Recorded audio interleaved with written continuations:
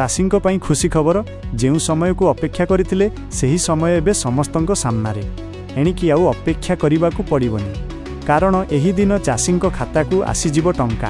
ता पूर्वरु जदि चैनल रे नुआ आसीछंती तेबे भिडियोटी शेष पर्यंत देखंतु और चैनल को सब्सक्राइब करंतु एवं वीडियो को गोटे लाइक करंतु। देशर लक्ष लक्ष चाषींको पई प्रधानमंत्री किसान निधि योजना केवल एक सरकारी योजना नुहे बरं आर्थिक सहायतार एक प्रमुख उत्स पलटिछि। केंद्र सरकार एपर्यंत एही योजनार 21टी किस्ती चाषींको अकाउंट को सफलतार सह पठाइथिबा बेले चाषी माने 22तम किस्ती उपरे नजर रखिछन्ति। सरकारी नियम अनुसार एही टंका वर्ष को 3 थर एप्रिल जुलाई अगस्त नवेम्बर एवं डिसेम्बर मार्च मध्य प्रदान करा जाए जेहेतु पूर्व किस्ती नवेम्बर 2025 रे जारी करा जाइथिला। परवर्ती 22तम किस्ती डिसेम्बर एवं मार्च मध्य जारी करा जिबार योजना रहिछि। हेले पूर्व नियम एवं प्रशासनिक प्रस्तुति उपरे आधार करी आकलन करा जाउछि जे सरकार मार्च 2026 किंवा एप्रिल 2026 आरंभ रे 22तम किस्ती प्रदान करि पारंती। सारा देश वर्तमान साधारण बजेट को अपेक्षा करिछि जहा फेब्रुआरी 1 तारिख रे उपस्थापित हेबो जेतेबेले अर्थमंत्री निर्मला सीतारमण संसद रे बजेट उपस्थापन करिवे।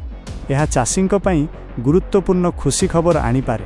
वर्तमान प्रधानमंत्री किसान योजना अधीन रे योग्य चाषी माने वार्षिक 6000 टंका पाउछंती जहाँकि 3टी समान 2000 टंका किस्ती रे बंटन करा जाउछि। मुद्रास्फीति एवं चाषर वृद्धि पाउथिबा खर्च को दृष्टि रे रखि एही परिमाणर वृद्धि करिबा पई दीर्घ दिन धरी दाबी होई आसुछि। तेणु एही बजेट रे सरकार सम्मान निधि परिमाण वृद्धि घोषणा करि पारंती बोली कल्पना जल्पना चलिछि। जदि एहा हुए तेबे एहा देशर लक्ष लक्ष चाषी परिवार पई एक बड़ आश्वस्ति हेबो। प्रायतः देखा जाए जे किस्ती जारी हेबा परे मध्य अनेक चाषींको अकाउंट रे टंका पहुंची पारुनाही। एहार सबुठारु बड़ कारण हेउछि ई-केवाईसी रो अभाव।